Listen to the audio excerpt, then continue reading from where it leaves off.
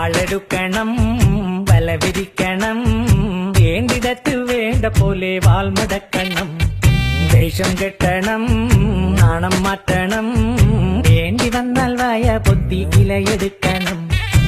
മാളൂര് കാണുമ്പോൾ നേരെ നിൽക്കണം, മേലോരെ കാല് തൊട്ട് തലയിൽ വെക്കണം.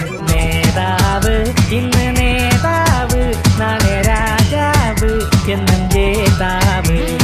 നേതാവ് ഇന്ന് നേതാവ്, നാളെ രാജാവ് എന്നും ജേതാവ്.